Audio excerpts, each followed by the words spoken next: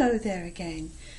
My name is Carol Astbury, and today I'd like to talk to you about rituals, symbols, cultural inclusions and traditions that you might include in your ceremony.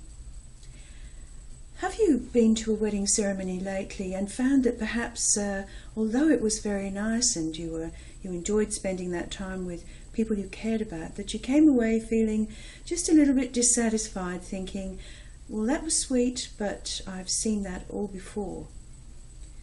I'm sure that's not something that you would want your guests leaving your ceremony and feeling that they were a little bored with the ceremony because it lacked that little extra that might make it so very special and memorable.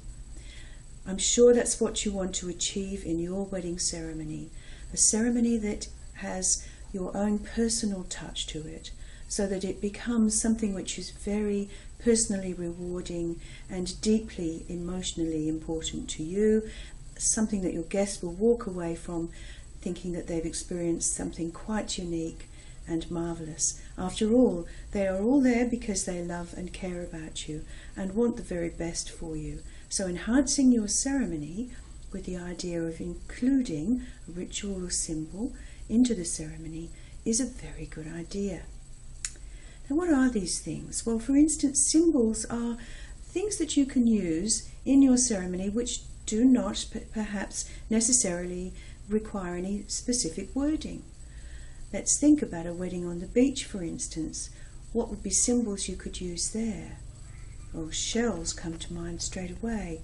Perhaps making a circle or a large love heart in the sand with shells. Perhaps your bridesmaids could pop down and do this for you a little earlier, or you could ask a couple of close friends to do it before the ceremony starts. People love being involved in ceremony in any way, and I'm sure they'd be delighted if you asked them. The beautiful circle or heart that they prepare on the sand might be something you could both step into when you say your vows to each other. That's a good use of symbol. There are lots of standard symbols, of course, that are used without us even thinking about them. Things like the wedding veil, wedding rings, the cake, choice of rings, all those kinds of things are symbols in their own right. But we can take those a step further. Here's an example, warming of the rings, which is a beautiful ritual that you can use in your ceremony. The wedding rings are placed in perhaps a little organza bag so that they'll be safe, and if they're dropped in the grass, they're not going to disappear. The little organza bag means people can still see and feel the rings. So what you would do in the ceremony is the rings will be passed through the bridal party and to the guests. Often we just restrict this to perhaps immediate family and closest to friends. If you've got 250 people at the wedding, it really wouldn't work if all of them were doing it. So perhaps just the immediate family would hold the rings in their little organza bag in the palm of their hands, and the celebrant or the officiant would instruct them to send a blessing of love to the rings as they're warming them in their hands. So they're passed from person to person, eventually retrieved by the best man, and then more words are spoken as the couple exchange their rings imbued with the love and blessings of their family. It's a wonderful way of bringing people into the ceremony. Now, there are lots of other things we can think about. There are things like unity ceremonies, where perhaps a good example of a very popular unity ceremony is where 3 candles are used in the ceremony. The 2 smaller candles represent each of the bridegroom's family and the bride's family, and they are lit at the beginning of the ceremony by a representative of the bridegroom's family and the bride's family, who bring to the ceremony the love and sense of achievement that they have, I suppose, in having brought you to this moment in their lives through sharing their love and devotion to you. The ceremony continues, and then when it comes to the exchange of vows as a symbol of the promise that you've made to each other to stay together forever in unity, the bridegroom would light his family candle from a single taper and the bride will light her from her family candle, will light another single taper, and then together with the two burning tapers, a nice central candle, usually decorated beautifully, is lit together by the couple, and this symbolises their unity in marriage.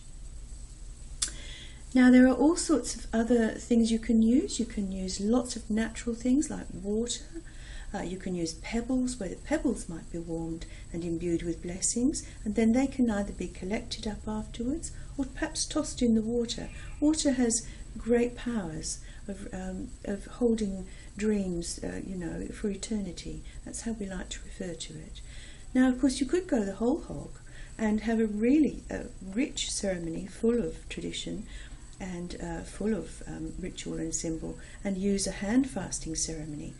This takes quite a bit of explaining, but I will be putting more details of all of these kinds of rituals and ceremonies onto the website shortly. That's weddingplansguide.com. All our members will be able to access these ceremonies. So there's lots of things for you to think about there. Don't forget to ask the family whether there might be some particular traditions that they've used. There might be some cultural items that you can include in your ceremony that have been used in the family in the past. I've had people use wonderful things that have become heirlooms, such as grandfather's ring as a wedding ring, or mum's veil, or whatever. They're all lovely things to include, and they make your ceremony unique and very precious. So please have a think about this before you decide on the wording of your ceremony. Sometimes it doesn't need to add an awful lot of length to the ceremony. For instance, just incorporating some special flowers or some special things that we've talked about, like shells or stones. They really don't take much more than a few sentences to explain, and they do make the ceremony so much more meaningful. Well, I'll leave you with those thoughts, and if you become a member of Wedding Plans Guide, you will be able to access lots of these in the resources section. So I'll sign off for now. That's Carol Astbury saying goodbye for now, and happy celebrating.